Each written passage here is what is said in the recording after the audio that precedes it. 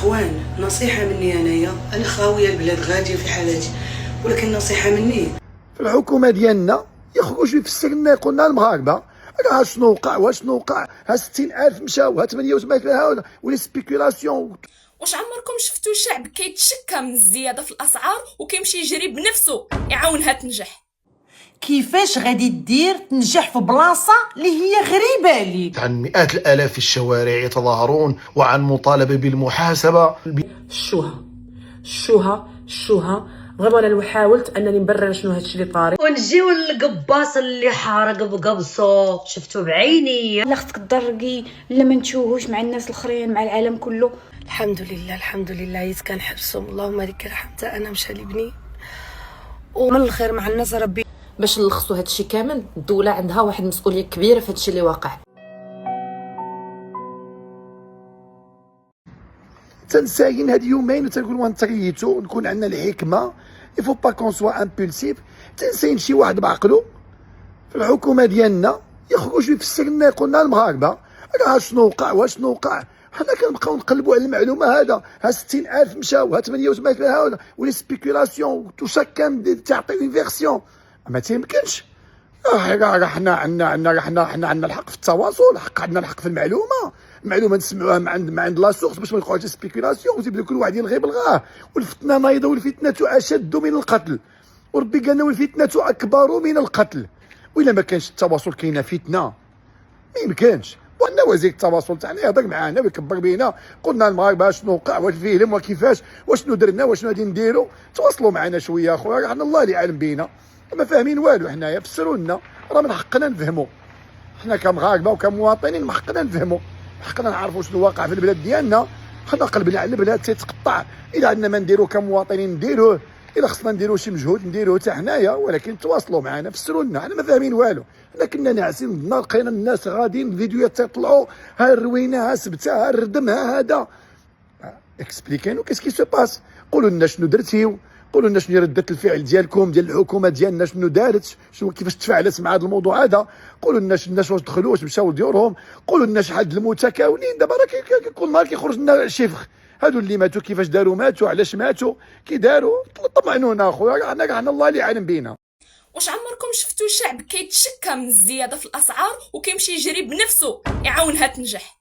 عارفه واحد الفئه غتعاود تجي تسبني لانها للاسف تقاس بواحد المرض هضرت عليه في لا فيديو اللي فاتت، ولانها كتهاجم قبل ما تفهم الفكره اصلا.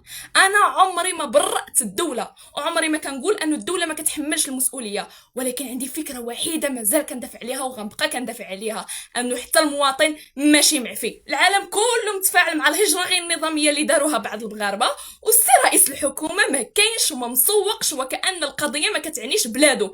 زائد كنفيقوا على اخبار ديال زياده مرتقبه في اسعار المحروقات.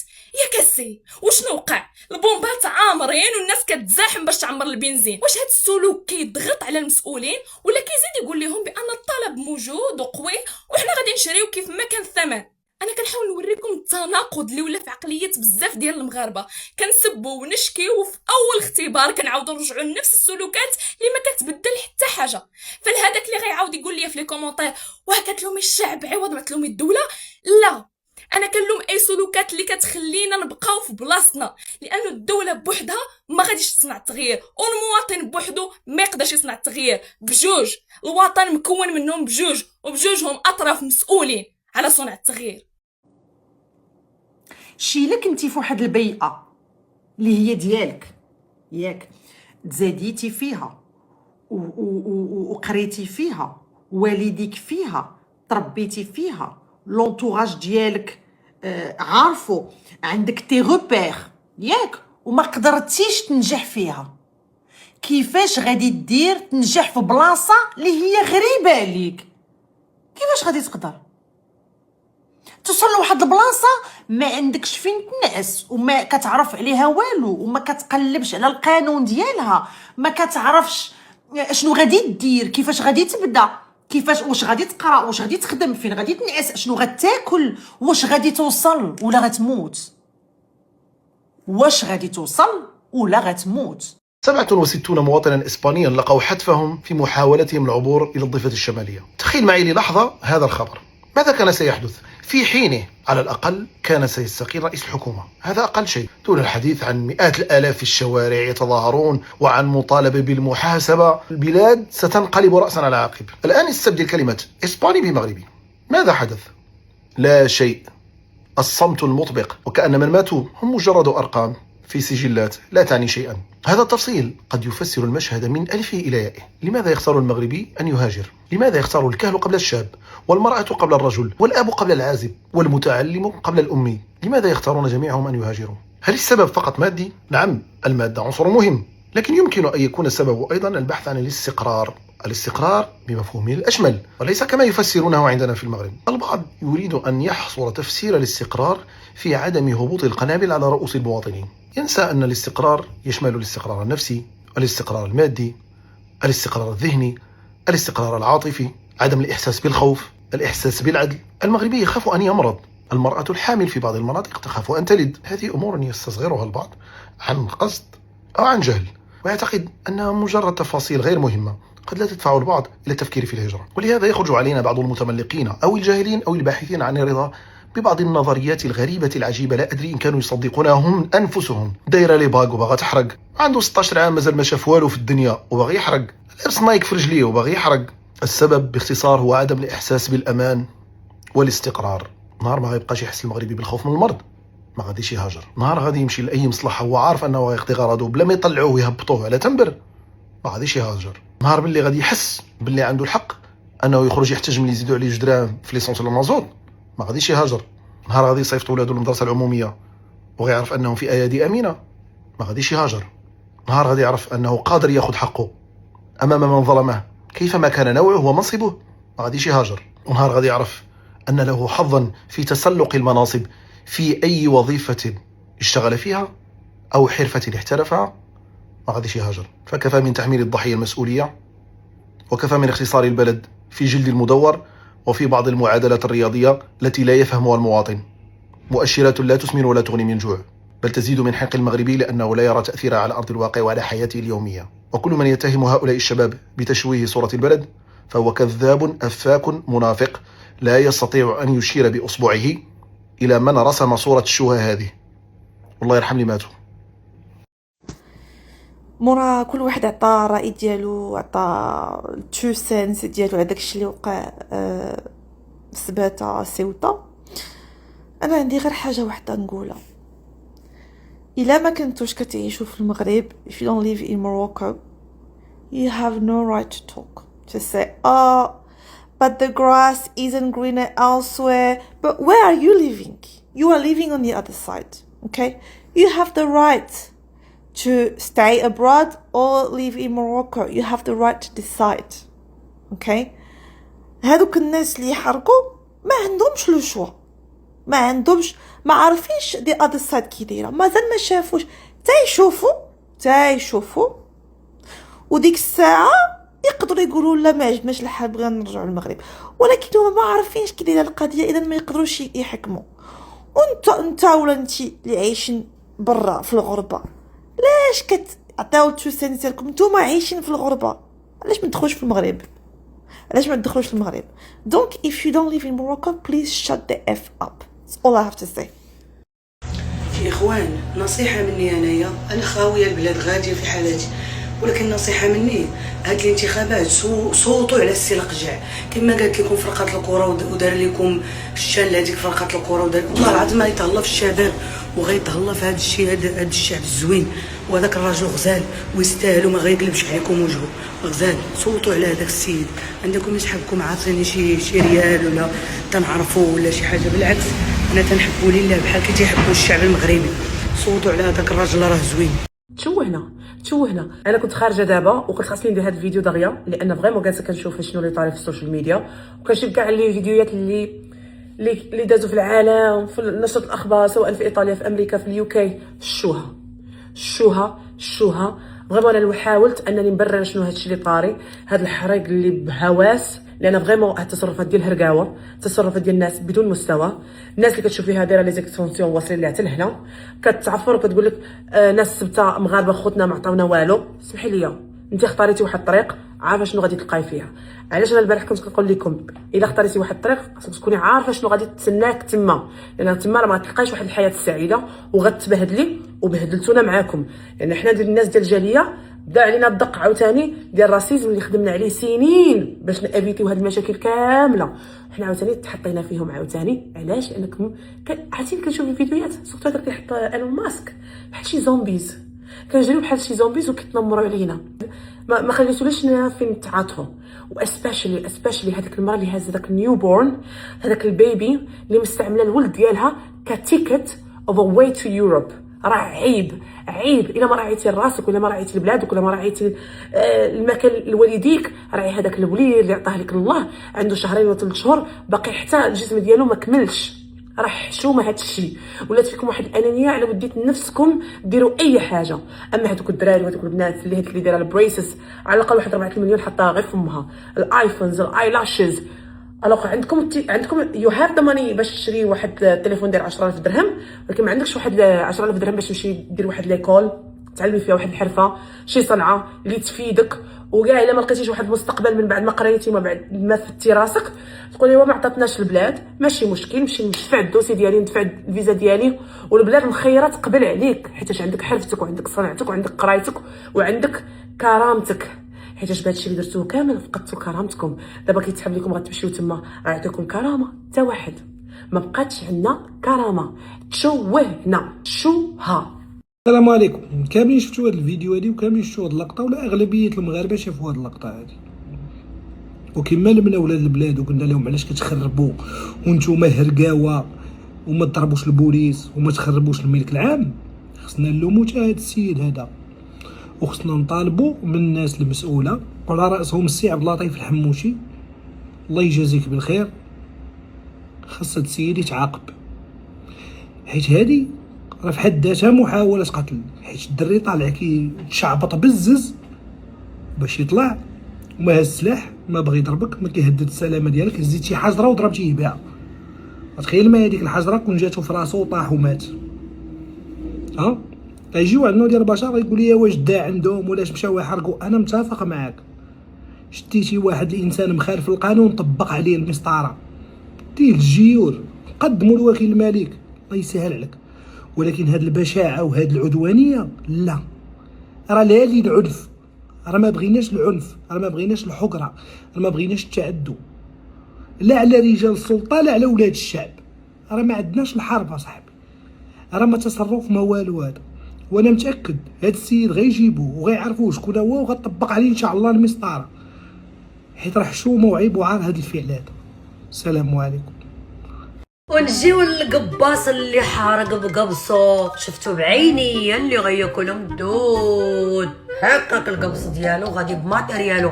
قالوا لي في التعليق وما ثقت حتى شفتو بعيني. يا قباص كان كيقبص خلى التقبيصه وهرب هو وقبصو، حرق بطابليتو. ونزيدكم الدقيقيه، جبت لكم الطوسه ديالهم. الدقيقيه ما كانش عندهم عرس وكانوا كيدقدقوا الملك، راه كانوا في عيد العرش وراه كانت عندهم مهمه ملكيه، كانوا في الاحتفال. خلاو الاحتفال وهزوا بنادر مطعرجهم وحضروا حرقوا بهم وخلاو داك الشيء المهم ومشاو يحرقوا بجلالبهم. ونزيدكم البنات اللي حرقوا بالذهوبات وبرادكو وشفتهم بعيني برادكو. فيما تجي عندي ماما تقول الامريكان تقول لي ديري رادكو كي ليا تكشري رادكو انت عندك الفلوس وبقيتي بوحدك في المغرب اللي ما عندكش الرادكو. المغرب كله ولا عنده الرادكو ولا تختي لامود. ملي كنقول لها بشحال رادكو كتقول لك 5 6 2 3 4 المليون. ويلي وليو المغاربه كيديروا 6 7 مليون. قالت لك ضروري ديري رادكو. ها انا اش دايره انا في امريكان ها من شي انا اختي ب5 دولار. ايوا البنات حارقين براد كوات شفتهم بعيني. وما تقولوش ليا بلاكيور حيت انا برقك سوزوميت ما بانت لي خضوريه ما بانت لي صدوديه ما بانت لي كحوليه. ذهب وحده حارقه من ليزيكوتور شفتهم بعيني ماشي ديال الخيط. وهذوك اللي هكا الايباد الايربود شفتهم بعيني ديال ابل. انا والله ما عندي شريتهم المره الاولى المره الثانيه كيلوحوا ليا الدراري حلفت عليهم فيما نبغي نشريهم نقول اختي ب 170 دولار بلاتي حتى الشهر الجاي. الدريه حارقه بالايبادز شفتهم ما تقولوش لي ما شفتوهمش. ديري اختي اللايك، انا غنمشي تاني نجيب خبيرات عاوتاني ونجي راني ضاربه تمر على هذا الشيء. ديري اللايك. دابا شويه تلاقيت بواحد الطاليانيه ما خرجت نتعشى مع صحاباتي وداك الشيء. الطاليانيه هذه تلاقيناها قالت لي شحال هادي ما شفتك، قالت لي نسولك شنو وقع في المغرب. قالت لي شتي من غادي كيجري اسبانيا، الدراري صغار، وليدات، عيالات كبار، الناس معوقين. قلت شنو واقع في المغرب؟ عرفتي انا قالت لي داك شنو واقع في المغرب. بقات صاحبتي تشوف فيا وانا تنشوف فيها ما الناس اللي ساكنين هنا غادي يحسوا بهذا الاحساس. ما عرفتش باش نجاوبها. بقيت كندخل عليهم نخرج في هضره، قلت راه عندنا مشاكل مع اسبانيا وحقال السبته المحتله وهكا وهكا. بقيت كندخل عليهم ونخرج في هضره. والله العظيم تشوهنا واحد الشويه عالميه. عرفتي كلشي كيهضر علينا. عرفتي كنقلب الجهه الامريكان كيهضروا، كنقلب الجهه هنايا الطاليان كلهم تيهضروا في تيك توك. تخلعوا هادو مع هادو تيتخلعوا دغيا، تخلعوا قال لك صافي غادي يجيو عندنا هنايا غير. عرفتي واحد الحاله جاب الله راني ما خداماش وما مبصراش عليا الطاليان انها فاش يشوفوا شي حاجه ولا غادي يعيطوا ليا ولا يصيفطوا ليا. انا هذه الوحيده اللي قالت لي دابا سولاتني، ولكن عرفتي راه ما رضيتش. راه واحد الشوهه عالميه بنادم هارب ديك الهربه بحال هكاك. فهمتي واخا تبغي تشرح لهم ما عندها حتى شي معنى. فهمتي لان كلشي كيتشاف دابا، كلشي في الانترنت. فهمتي كيفاش تقدر تقول لهم لا راه ما شوفوا ديك الحاله كيقول لهم هرب من الجوع. فهمتي كاع وصلنا حنا لديك الدرجه كاع. الله يدير شي تعويض الخير والله يسهل على كل واحد. انا ماشي ضد الواحد انا كان عنده حلم، ولكن ماشي بهذيك الطريقه هذه. درنا واحد الطريقه همجيه ديال هذاك العالم كيفاش غيدخل لاسبانيا وكيفاش غيخدم. مليون واحد داخل كدير هاد اسبانيا هادي تخدم هاد العالم كله. ما عرفتش والله ما عرفت. انا بعدا شفت هذيك الحاله وراسي كيدور. الله يدير شي تعويض الخير. غنكون معاك صريحه اوكي. بزاف المرات ما كنبغيش نهضر على شحال من حاجه، حيت فمي كنحس براسي غادي يجيبها ليا شي نهار، غيدير ليا شي مشكل اللي عاوز. ما قدرتش عرفتي ام سبيشلس. ما عمرني في حياتي كنت سبيشلس. مايند يو انا ماشي من الناس اللي يامنوا بان لا خصك تضرقي لا ما نتشوهوش مع الناس الاخرين مع العالم كله. ولكن هاد العمليه اللي طلعنا فيها والله حتى كنضحك. عرفتي باش ما نبكيش. ساوث كوريا، ايلون ماسك، عرفتي العالم كله عماليه لايك وورلد وايد. عرفتي ما عرفتش شنو نحس دابا. انا كنحس براسي وحق الله عرفتي كنحس براسي بحال يمكن واقيلا حتى انا راني بديت الدواء ديال فرط الحركه ديال ADHD. عرفتي وحق الله الاحساس ديالي كنحس بحال عرفتي حلمات العصر. والله حتى كنحس بحال هكا، كنحس باقي امين دينايل، باقي ما متيقاش. شي فيديوهات شفت وكنحاول نسكت ولكن ما كنقدرش. كنحاول ما نفكرش ولكن ما كنقدرش. عرفتي كنحس براسي بحال امين سيميليشن ولا شي حلمه وخصني شي حد اللي يفيقني. I need to be shaken باش نفيق. الحمد لله عيت كنحبسهم. اللهم لك الحمد. انا مشى لي بني ومن الخير مع الناس ربي يجيب يعمل لك الخير مع وليداتك. وهاد ستوري هذا غادي نعملو خاصنا الناس طنجة ولا الناس تطوان. اي واحد عندكم هنايا وخصو يرجع بحاله وما عندوش فلوس، اقسم بالله غنخلي لكم نمره التليفون ديالي هيا، عطيولهم النمره غادي نمشي لعندهم ونعطيلهم الفلوس وباش يرجعوا بحالهم. حيت الناس بقات اللي عندها شي عيل تالف، شي راجل بقى بلا حتى شي حاجه يعيط لي نشبر له التاكسي نخلصوا له ويطلع بحاله. حيت هادشي اللي شفنا اليوم وهادشي اللي عشناه صعيب، اقسم بالله لا صعيب وبزاف. اللي قدرنا نعاونوه بشي حاجه عاوناه، اللي عيطنا على شي واحد نسقسيو عليه احنا سقسينا. المهم اللي في الجهد ديالنا عملناه. حتى حنا مشاو خوتنا مشاو ولادنا مشاو. الحمد لله على كل حال. والله العظيم الا الحمد لله. حيت هادشي اللي حنايا فيه والحمد لله. عمل الخير مع الناس يجيب الله اللي يعمل لك مع وليداتك الخير. ماشي سهله والله، ما سهله، ما جاتنيش سهله. الله يسهل على كل واحد. نتوما عارفين العيال دابا كيفتحوا عينهم الغربه. والله يسهل على كل واحد. هادشي اللي نقول، الله يسهل على كل واحد يا ربي. فما قلت لكم هنا هادو كلهم اللي كيجيو حارقين البلوبار ديالهم كيسعاو، كتلقاوهم حدا لي ماغازان، حدا لي سوبر مارشي، حدا السعيه والشفره، وكيكحلوها على الناس اللي عايشين هنا. علاش كيقول لك مغاربه، جزائريين، تونس، عرب. كيقول بدا واحد ضحكني قال لك غتمشي وديها قاوريه، عرفتي هو كي داير. لا الصراحه القاوريه تديها فيك اويلي شمكار خانز مقلق سنانك خانزين انت خانز. القوريه ما بقات ما دير غتديها فيك انت. ديتي هاد القوريه اول مشاده معاها تقول لك صاله غاب، شنو غدير لها هي في بلادها؟ وانت جيتي بواحد الطريقه اللي هي غير قانونيه، جيتي لحتوا راسكم في البحر، شويتوا والديكم، شويتوا الاهل ديالكم، هادشي كامل باش تسويو الوضعيه. وكان فيكم الخير، وكان فيكم الخير وفيكم الربح، هذاك الشيء اللي غتمشيو تخدموه في بلادات الناس خدموا بلادكم. بلاد هي اللي ولات تخدم، نتوما ما بقيتوش باغيين تخدموا، ما بقيتوش كترضاو بواحد الصالير اللي هو قليل، وانما هنا في اوروبا غترضاو به. من غتمشي انت لاسبانيا بشحال غيخلصوك في الشهر؟ غيحرطوا عليك مزيان، حيت انا شفتهم شنو كيدوزوا عليهم، شفتهم بعينيا.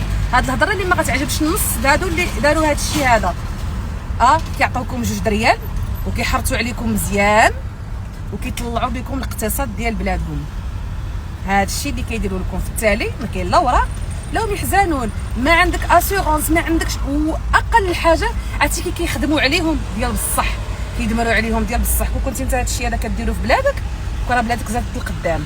غنقول رايي يمكن ما يعجبش بزاف د الناس، واخا ما بغيش نهضر في الموضوع، ولكن ملي شفت بعض الجهات اللي كتحاول تشويه صوره المغرب، فواجبي كمغربيه انني نتحدث على الموضوع ونقول اللي ما قالوش الاعلام. بالنسبه ليا وفيما يخص موضوع سبته، ماشي اي واحد حاول يهاجر سبته راه هو ضحيه. خصنا نخرجوا شويه من قالب الضحيه باش نفهموا اشنو واقع. كاينين ناس فعلا عاشوا ظروف قاسيه وما خصناش نكروا هادشي، ولكن هادشي راه كاين في العالم كله. ولكن كاين واحد الفئه اخرى ما بغاش تقرا، ما بغاش تعلم حرفه، ما بغاش تبذل مجهود، وكتسنى النجاح يجيها بلا تعب، وملي ما كتلقاش كتقرر تخاطر بحياتها وكتحمل المسؤوليه كامله للدوله.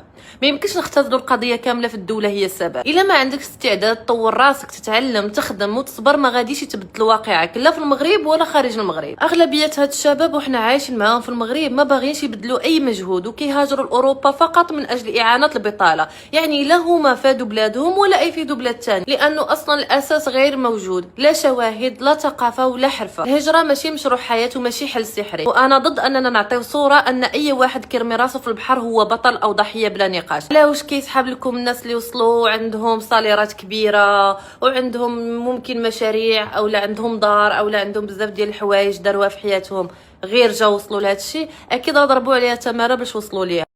شفت الناس ولاو كيقولوا وليت نحشم نقول انا مغربي. علاش اخويا تحشم تقول انت مغربي؟ علاش؟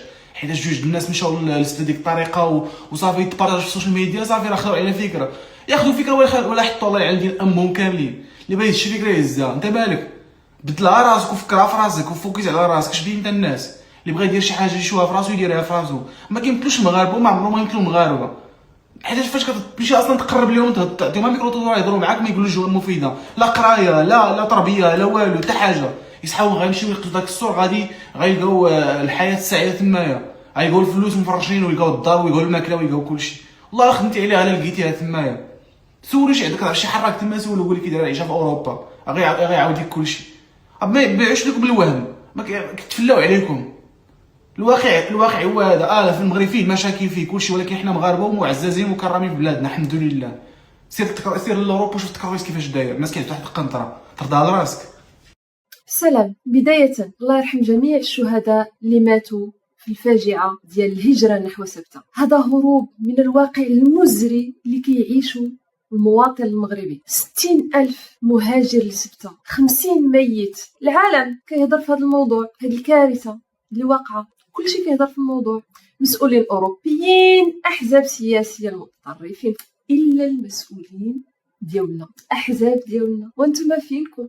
واش مازال كترتاحوا من الحفله؟ حتى واحد مداوي وديك الصحافه وديك الطباله وانتم فين؟ ما بقينا سمعنا عليكم والو. وحتى الحقوقيين، صراحه انا تفاجأت. بعض الحقوقيين اللي كنا كنقولوا عليهم زعما يعتمد عليهم، ما بقيناش شفناكم. شنو واقع؟ شنو كاين تما؟ كيفاش سبته خليناها ما كاينش مشكل، لكن ملي لا سبتة فين كاين في نفس النهار، نفس الايام اللي فيهم عيد العرش، خليو سبتة دوز وداك الشيء ماشي مشكل. اللي بعيده لا باقينا فاهمين حتى شي حاجه. شنو واقع؟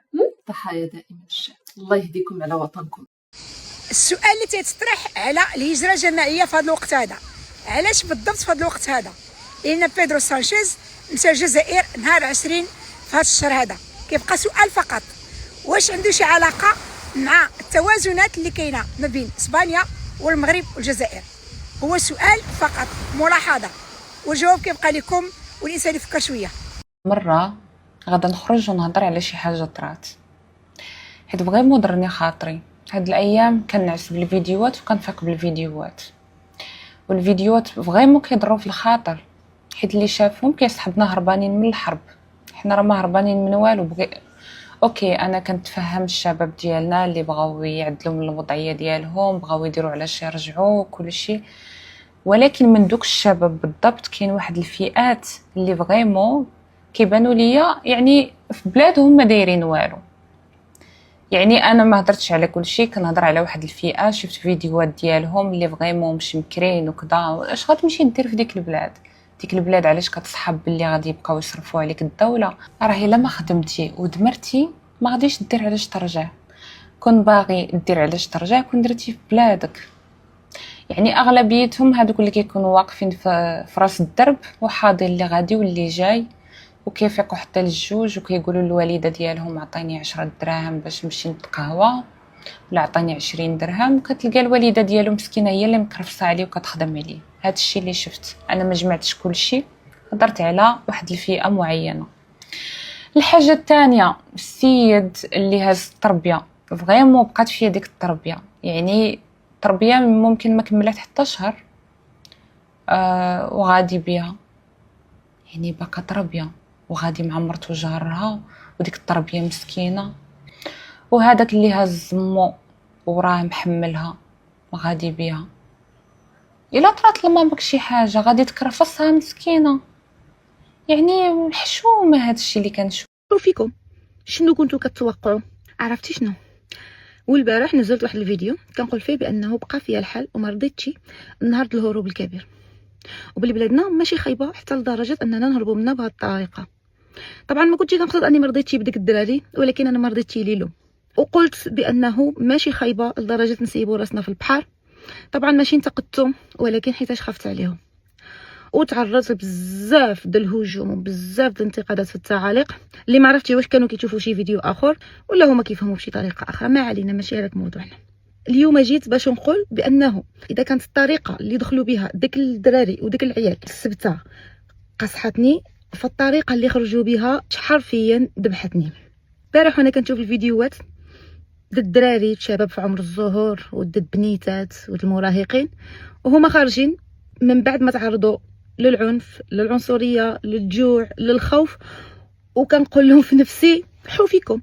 شنو كنتو كتوقعوا؟ وشفتوا هادشي اللي كان خصكم.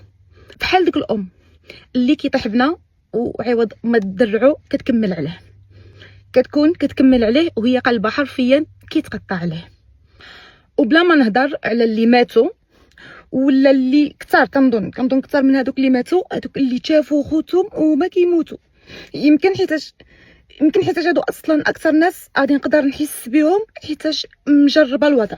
مهم الاسئله اللي كنت طرحت في الفيديو اللي فات طبعا باقيين بلا اجوبه، وتزاد عليهم واحد السؤال اخر حتى هو مهم. الذنب هاد الناس على العاتق د شكون اللي قتل ديك الناس وشكون اللي حقر ديك الناس؟ السلام عليكم، كيف نتوما؟ لاباس عليكم؟ بخير؟ كلشي مزيان الحمد لله. صراحه بغيت نهضر في داكشي ديال الحريق وهذا. المهم انا ما كنعرف حتى شي حاجه، ولكن شوفوا هي صراحه يعني هما ضايعين هنايا صراحه. يعني ما كايناش الخدمه، يعني فاش تخدم في المعامل كيعطوا 8 دراهم في الساعه. هذه انا نهضر غير في هذه فقط. يعني اللي مشى ماشي زعما اللي مشى بنيته يعني صافي غي هذا، لا مشى بنيته غيخدم هذا غيصوفي راسو غيصوفي والديه صافي ما كتبتش. فاللي كتبوا بقى تما الله يسهل عليه، واللي كتبوا خرج في حاله فيها خير. دابا تعوض الامور ودابا ربي الحبيب كبير، دابا يعمل شي تاول الخير ونطلبوا من الله يكون خير ويخرج مالك ديالنا بشي تصريح هيدا بشي صالير مزيان بشي خدمه. ما عرفتي صراحه ما عرفتي حتىش اصلا فعلا.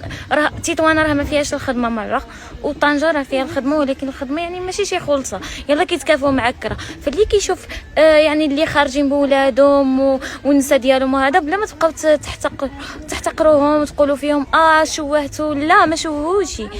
يعني هما بيدهم مساكن راه واصله بهم للعظم. راه ملي كتجيه الخلصه في الشهر وكيخلص بها الكرا وكيبقى بالجوع، راه ماشي غير يهز راسو ويخرج ويتلح في البحر بلا ما يفكر. راه خاصكم تفكروا فيها.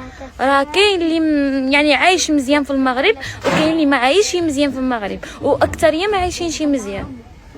علاش ولينا كنشوفوا ولادنا كيريسكيو بحياتهم باش يوصلوا لوغوب؟ انا هذا الموضوع مسني بزاف، وماشي غير اليوم وماشي غير حيت شفت الفيديوهات اللي شفنا كاملين اليوم المغاربه شافوهم. ملي كان عمري 14 عام كنت كنخدم مع اللاجئين في جنوب ايطاليا كمتطوعه، وحتى في اليونان. ديك الفتره كانت واحد الازمه اللي هي كبيره، كانوا كيوصلوا ناس من افريقيا من بلدان عربيه هاربين من الحروب ومن المعاناه.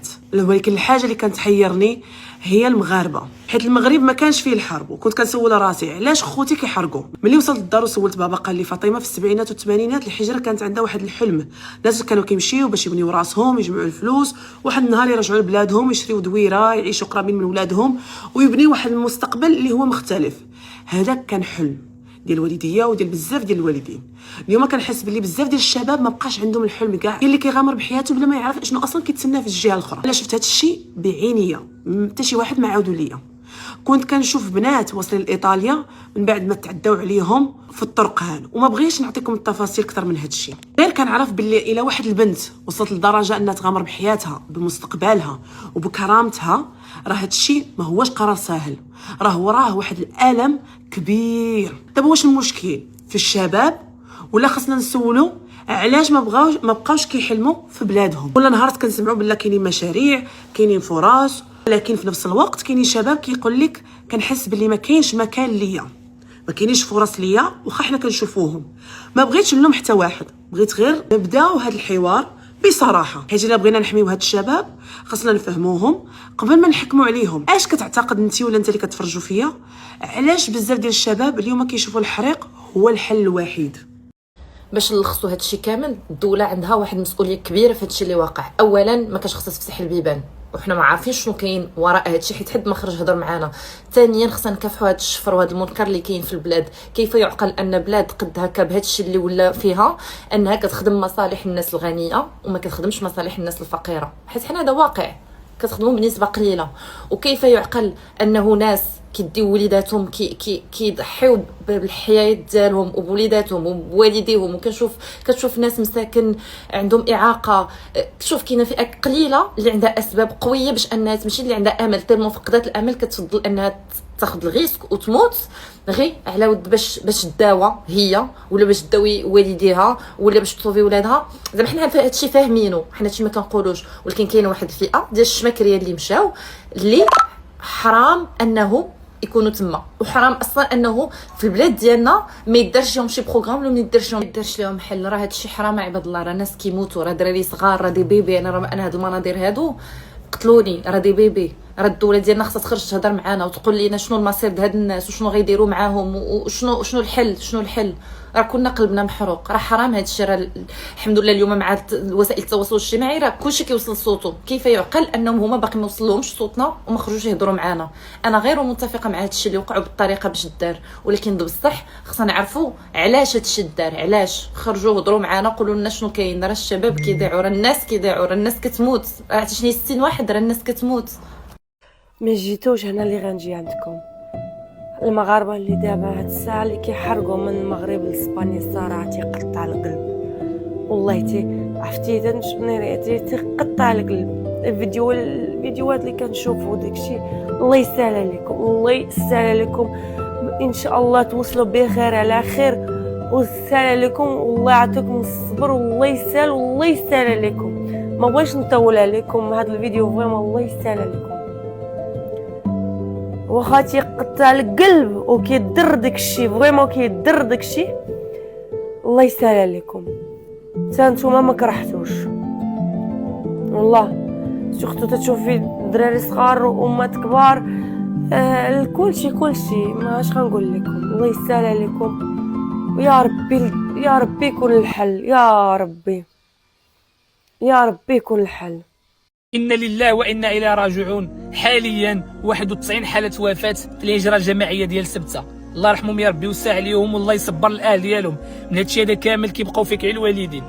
واش الإنسان حياته ولات سهلة تنهار الدرجة باش يمشي يسيب راسو؟ هاد الجسد راه أمان عطاه لك سيدي ربي، خصك تحافظ عليه. ولا تلقوا بأيديكم إلى التهلكة. واش بنادم تنهار الدرجة اسبانيا كلات له عقلو كلات له راسو؟ واش صحاب لك ماشيين الجنة ولا؟ وصحاب لك يفرقوا فلوس تما، ها هما دابا اللي طلعوا نسبت، ها هما متلوفين ماشيين حفيانين، لا حوايج لا سبردينات لا فلوس لا والو. شنو تاكل؟ جبك الله بنادم يطلقك سما يديك تاكل، والله الا كليتيها، والله الا كليتيها، والله تتموت ما يديها فيك حتى شي واحد. ها هما عادات ما كتشوفوا في فيديوهات. الانسان اللي في بالو انه بلاد هذه ما عطيها شي مره وخصو يمشي لاوروبا ووجد له شي فيزا، طلع مره الاولانيه وشوف الدنيا تما وريقل الامور ديالك وهود وسلم على الوالده وطلع، الله يسهل عليك. كتشوف هادو اللي كيمشيو لسبتة واللي كيمشيو للهجره حاليا، راه والله الا بسبب الوالدين، لان الوالدين ديالكم ما راضيينش عليكم. راه ما كاينش شي غتخلي ولدها يمشي يسيب راسو في البحر، والله ما تبغي. ولكن اذا جيتي عندها قلتي لها الوالده انا عملت الفيزا ومشي معزز مكرم، والله ترضي عليك وغتفرح لك، تقول لك سير ودي الله يرضى عليك. ولكن انت ماشي تسيب راسك اصاحبي، خدموا عقلكم الله يرضى عليكم، الله يجازيكم بخير. بنادم ما يبقاش تابع القافله فيما كان شي كجمد بنادم تابعها، الله يرضى عليكم، الله يجازيكم بخير. واحد كاري طوموبيل ماشي يسمح في الطوموبيل تسيد وحرق. الله يا الدراري، الله يا الشباب، الله يا خوتي، خدموا العقل. ربي عطانا هذه النعمه، نعمه العقل. بنادم خصو يفكر واي حاجه ياناليزيها، شنو الطريق اللي ماشي فيها والطريق اللي ماشي فيها. حول ولا قوه الا بالله. والله الا هادشي هذا كيعصب وكيمرط، وما كنبغيش نهضر، والله ما كنبغي نهضر في هذه المواضيع بحال هيدا، لان عارفه نبقى نهضر ونخرج شي كارثه. اللهم نبقى ساكت. هادشي اللي كاين. السلام عليكم. للمزيد تابعوا فيديوهات مجلة لالا العروسة الحصرية. مجلة لالا العروسة، أخبار حصرية بجودة عالية. لا تنسوا الاشتراك في القناة للمزيد من الأخبار.